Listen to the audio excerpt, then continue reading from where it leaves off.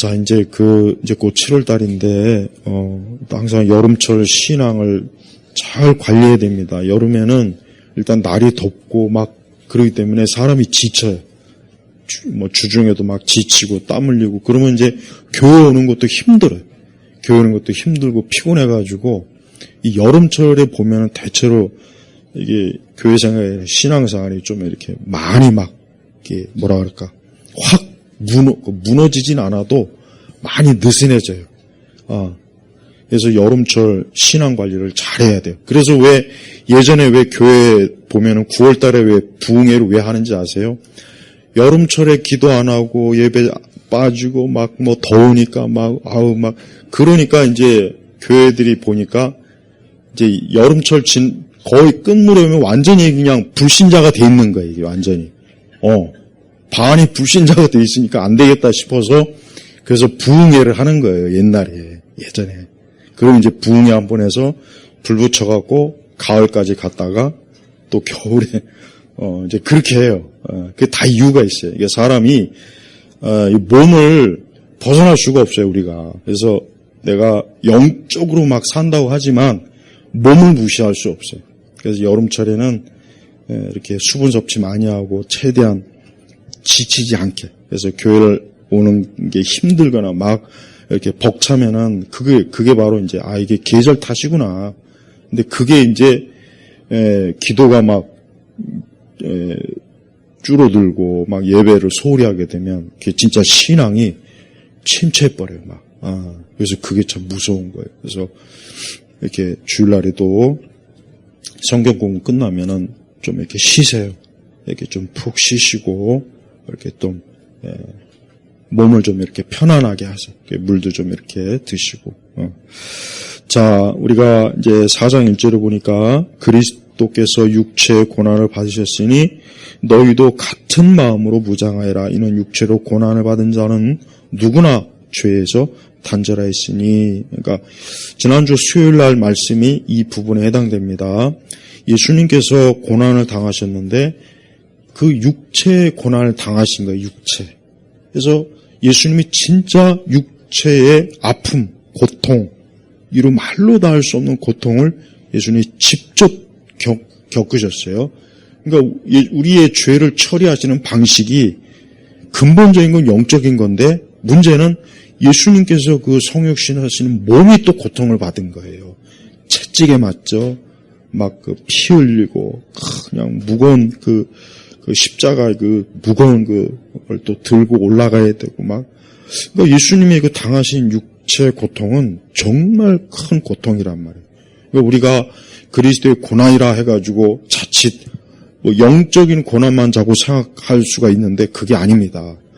예수님은 우리가 겪어보지 못한, 우리는 앞으로 겪을 일이 없는 그런 육체의 고통을 예수님이 엄청 당하셨다는 거, 이걸 알아야 돼요. 예수님이 얼마나 우리를 위해서 많은 희생을 하셨는지 그 한 가지만 봐도 사실은 알 수가 있어요. 2절에 이는 더 이상 사람의 욕심을 따라 살지 않고 하나님의 뜻을 따라 육체의 남은 때를 살게 하는 것이다. 그러니까 우리의 육체도 하나님이 기뻐하시는 그러한 우리가 산 재물, 그러니까 우리의 몸도 마음도 모든 것을 다 주님이 기뻐하시는, 아주 전적으로 기뻐하시는. 그래서 여러분, 우리가 왜 이렇게 주일날 여기 왜 오겠습니까? 이유가 뭐겠어요? 그냥 요즘같이 그냥 앉아갖고 말씀, 몸이 와야 되는 거예요, 사실은. 몸이 와서 예배를 드려야 되는 거고, 몸이 와서 내가 그리스도의 몸에, 이 교회라고 하는 몸에 참여하는 거예요. 이게 사실은 제일 좋은 겁니다, 이게. 우리는 우리의 육체가 이것도 하나님께서 받으시는 거다. 내가 하나님께서 그냥 내 마음만 받는 것이 아니라 사실은 마음이 진짜 들여진 사람은 몸도 들여지게 돼 있단 말이에요. 그래서 우리의 몸 자체가 욕심을 따라 육체의 남은 때라는 것은 우리가 지금 이 현세에 사는 동안 내가 육신의 생명을 가지고 있는 그 동안 그걸 지금 육체의 남은 때라는 거예요. 그러니까 우리는 각자 우리의 남은 때가 언제까지인지는 모르지만 그러나 분명한 것은 우리가 육신에 있는 동안 우리는 하나님 기뻐하시는, 그래서 3절에 보니까 이 3절은 이따 내가 기독교 세계관에서 자세하게 할 거예요. 너희가 음란과 정욕과 술 취함과 방탕과 연애, 이 파티, 연애라고 하는 파티, 옛날 그리스 로마의 파티는 정말 이루 말로 다 할 수 없이 대표적이고 짐승보다 못한 그 정도. 요즘 그 젊은 애들이 뭐 클럽 가가지고 막 하는 그거나 뭐 같다고 보면 되는 거예요. 연애. 그래서 역겨운 우상숭배, 역겨운 우상숭배. 하나님은 우상숭배를 어떻게 얘기했냐면 역겹다, 구역질 난다. 여러분 뭐 부처상이나 마리아상 보고 막 뭐 이런 거 뭐 예를 들면 이제 뭐 이런 거 있잖아요. 뭐 그리스 고전, 뭐 우리나라 한국의 뭐 전통 불교 뭐 이런 거 보면은 막 그 막 사람들이 막 거기 가서 막 너무 아름답다, 뭐 굉장히 예술의 뭐 미가 어쩌고 저쩌고 헛소리 하는데 나는 구역질 나요. 나는 뭐 저뿐이겠어요? 진짜 그리스도의 영이 있는 사람은 아니 우상을 보고 그게 무슨 아름답다느니 그게 무슨 뭐 미의 극치라는 둥, 나는 역겨워요. 구역질 나요. 밥맛 떨어져요. 모든 종류의 우상은 다 밥맛 떨어진다고. 싫어요. 꼴 보기 싫고. 근데 막 그런 거를 막 그냥 집안에다 갖다 놓고 뭐 박물관에도 있고, 그 예수님 당시 그 시대는 뭐 거리마다 온갖 그리스의 그 우상 신들 우상을 막 사방 천지에 막 사도행전에 보면은 바울이 어디에 가니까 알지 못하는 신에게 혹시라도 뭐 누구 하나 혹시 우리가 모르는 어떤 신을 빠뜨릴까봐 알지 못하는 신에게라고 하는 그런 제단도 만들 정도. 그래서 우리가 하나님이 진짜 싫어하는 것 중에 하나가 뭐냐, 우상숭배예요. 하도 우상숭배를 하나님이, 그래서 여기서 역겨운 구역질 나는 토가 나오는 그거예요. 그러니까 그리스도의 영이 있는 사람 진짜 그래요. 절대 그리스도의 영이 있는데 뭐 부처상을 보고 막 너무 아름답다, 인자하다, 그런 마음이 나올 수가 없어요. 역겹다, 저러분하다. 그리스도의 영이 있는 사람이 어떻게 마리아상을 보고 뭐 마리아가 인자하게 보인다는 동, 나는 지저분하게 보여요. 옛날부터. 나는 뭐 하여튼 천주교의 모든 게 나는 다 구역질나요. 정말 다 구역. 천주교의 모든 게 다 구역질나요. 그래서 성당 지나가도 아주 지저분해요. 기분이 나빠요. 왜 저게 기독교가 아닌데 왜 저게 기독교를 사칭하고 저러고 있어? 저건 기독교가 아닌데. 아니 저게 왜 기독교라고 십자가 갖다 놓고 쥐들이 뭔데 뭐 교회가 어쩌고 저쩌고. 그 교회 아니에요. 교회 아니라고. 근데 자기들은 교회라고 뭐 자기들이 뭐 그리스도의 어쩌고 저쩌고. 다 우상숭배, 다 우상숭배. 천주교나 또 우상의 극치. 그래서 그런데 이방인의 뜻을 따라 행한 것이 지나간 대로 족하다. 이제 됐다. 우리가 이전에, 그러니까 바울은 지금 이런 얘기, 베드로 사도 이런 얘기, 우리가 이전에 충분히 우상숭배했고, 충분히 육적으로 죄 많이 지었고, 충분히 우리가 정말 하나님이 없는 사람으로 인생으로서 그냥 살았다. 이제 그거로 됐다. 이제 그만큼 했으면 됐으니까 이제 더 이상 그렇게 살면 안 되지 않느냐 하면서 그들은 너희가 그런 극한 방탕에 휩쓸리지 않은 것을 이상하게 여겨. 그러니까 믿지 않는 사람은 우리가 뭐 교회 열심히 다니고 뭐 이렇게 경건하게 살고 그러면은 야, 왜 너 그렇게 답답하게 살아?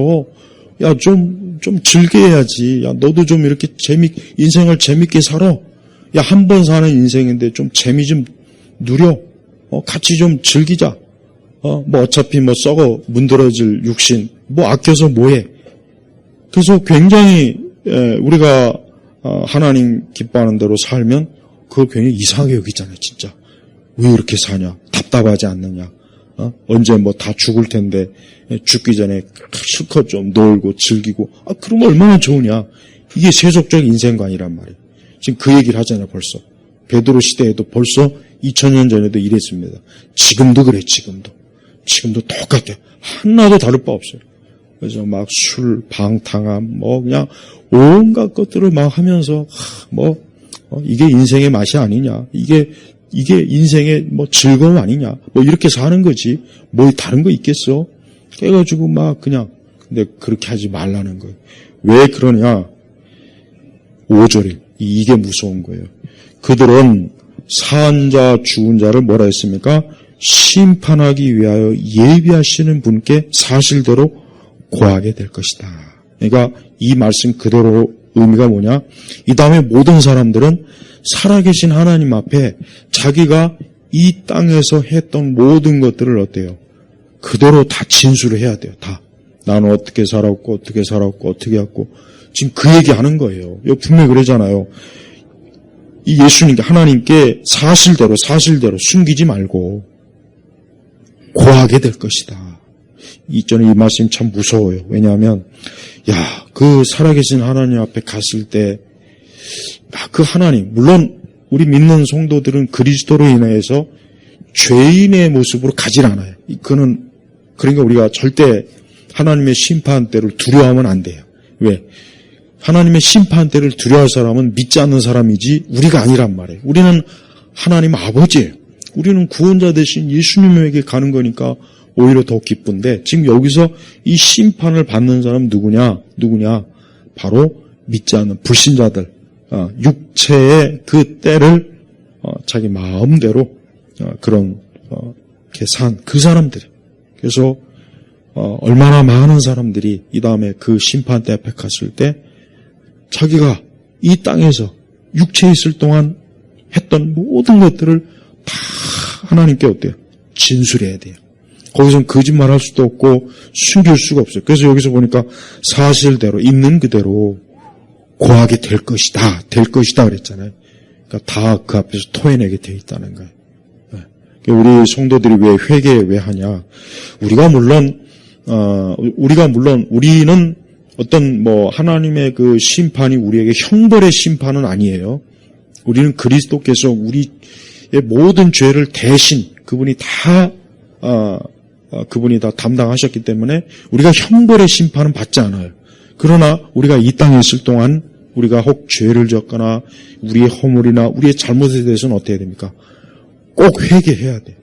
넘어가지 말고 꼭 회개해서 그 부분에 대해서 하나님께 용서를 받고 우리가 매일매일 새롭게 날마다 새로워지는 그 심령으로 우리가 살아가는 거예요. 그래서 성도들은 절대 내가 혹시라도 이 다음에 내가 심판대 앞에 갔을 때 어떻게 하지? 그런 두려움은 가지면 안 돼. 왜? 그거는 그리스도에 대한 충분한 믿음이 아주 부족하다는 생각밖에 안 들어요. 물론 우리가 그럴 수는 있어요. 그러나 그럴 때마다 나를 변호하시는 분은 예수님이다. 예수님이 날 변호해 주실 것이다. 그러니까 나는 안심해도 된다. 우리 하나님께서는 나를 보시는 것이 아니라 예수님을 보시고 나를 보시니까 우리는 어때요? 흠이 없는 의로운 하나님의 자녀가 되는 거예요. 깨끗한 거예요. 우리는 어떤 불신자들이 받는 그런 심판을 받는 것은 아니니까 안심해도 돼요. 안심해도 되고 여기서는 베드로 사도는 그 당시나 지금이나 하나님을 믿지 아니하고 자기 육체의 때를 그냥 자기 원하는 대로 자기 그냥 있는 그 온갖 것을 다 해가면서 우리는 이 세상이 얼마나 참 추하고 더러운지는 우리가 아무리 상상해도 우리의 상상력을 벗어나는 게 정말 이 지천에 널려 있어요. 진짜 널려 있습니다. 그런 거를 볼 때마다 이래서 하나님이 우리 사람들을 죄인이라고 했구나. 이래서 하나님의 심판이 있구나 하는 걸 알 수 있고 이렇기 때문에 예수님을 믿지 않으면 안 되는구나. 내가 아무리 노력하고 내가 아무리 내 자신을 깨끗하게 하고 한다고 해도 이게 안 돼요. 죄의 그 범위는 더 넓고 더 이게 밀려오기 때문에 우리가 도저히 감당할 수가 없는 거예요. 그러니까 예수님의 십자가로 우리를 어때요? 보호하시는 거예요. 그래서 사람은 하나님 앞에 자기가 죄인이라는 걸 절실하게 그 심령으로 깨닫고 그래서 이제 예수님에게 눈을 돌려야 그때서야 이제 그 사람이 구원받는 겁니다. 그게 바로 회심이고 그게 거듭나는 거예요. 예. 그러니까 자기 자신에 대해서 완전히 포기해야 돼요. 나는 어떤 방법으로 해도 내 스스로가 내가 생각하는 죄조차도 내가 감당을 못하겠구나. 안 되겠구나. 그러니까 그리스도에게 가야 되겠구나. 별 수 없구나. 거기 가야 내가 살겠구나. 그러니까 그리스도가 뭐가 되십니까? 도피성이 되는 거예요. 도피성. 거기로 빨리 도망가야 돼. 그래야 내가 살지. 거기 안 가고 계속 버티겠다간 죄, 이 원수 같은 죄가 나를 집어삼켜서 내가 결국은 죄로 인해서 어때요? 사망에 빠지는 거예요. 우리 지금같이 정말 2절에 보니까 사람의 욕심을 따라 사람의 욕심은 한도 끝도 없습니다. 우주가 어느 정도 넓이인지는 모르겠지만은 사람의 욕심보다는 덜할 거예요. 분명. 그러니까 사람의 욕심은 한도 끝도 없어요. 한도 끝도 없는 게 사람의 욕심이니까 항상 우리가 그리스도 안에서 하나님 안에서 자족하는 마음. 그래. 하나님이 나에게 많은 걸 주셨고 또 앞으로도 내 필요를 때에 따라 채워주실 것이고 하나님께서 나를 돌보실 거다. 이 자족하는 거 요거 중요합니다. 요 믿음을 꼭 갖고 있어야 돼요. 그러면 이제 이 사람의 욕심에 의해서 이제 우리가 참 무너지지 않아요. 욕심이 참 무섭잖아요. 근데 욕심은 누구나 다 있어요. 사람 치고 욕심 없는 사람이 누가 있겠습니까? 다 있죠. 근데 우리는 그 욕심대로 살지 않고 자족하는 마음. 그리스도께서 하나님께서 나와 함께 하시니까 모든 걸 다 하나님께서 나를 돌보하실 것이다 하거나 이런 마음이 있으면은 우리의 욕심이 얼마나 많이 막 그냥 이렇게 좌파들은 자기네들은 굉장히 청빈하고 깨끗한 척하지만 걔들은 욕심이 한도 끝도 없어요. 걔들은 다 잡아먹습니다. 나라 전체를 다 잡아먹고 이 나라를 또 팔아먹고 중국의 하수인이 돼가지고 국민도 팔아먹고 국가도 팔아먹고 정부도 팔아먹고 다 팔아먹어요. 다 팔아먹어. 우리가 그게 바로 사람의 욕심이 극한 상태를 드러내는 거예요. 그러니까 조심해야 돼요. 이따 자세한 거는 제가 세계관 때 더 자세하게 할 겁니다. 자, 마치겠습니다. 하나님 아버지 감사합니다. 오늘도 이 베드로전서 이 4장의 말씀, 이 영감된 말씀을 통해서 우리 역시 육체의 남은 때를 그리스도 안에서 하나님의 의를 의지하며 언제나 주님 안에서 자족하는 마음을 가지고 살게 하시고 또 이 다음에 우리 예수님을 우리가 만날 때 우리는 그리스도 의로 주님을 만나고 하나님 안에서 영원한 영생과 안식을 누릴 줄 믿습니다. 오늘 이 말씀을 배운 우리 성도들이 각자가 주님이 주시는 안식, 그 평안함을 가지고 살게 하시고 또한 우리가 항상 하나님께서 우리를 위해서 예비하신 좋은 것을 기대하며 살아서 우리 욕심대로 살지 않도록 도와주옵소서. 감사하며 우리 주 예수 그리스도의 이름으로 기도 올렸습니다. 아멘.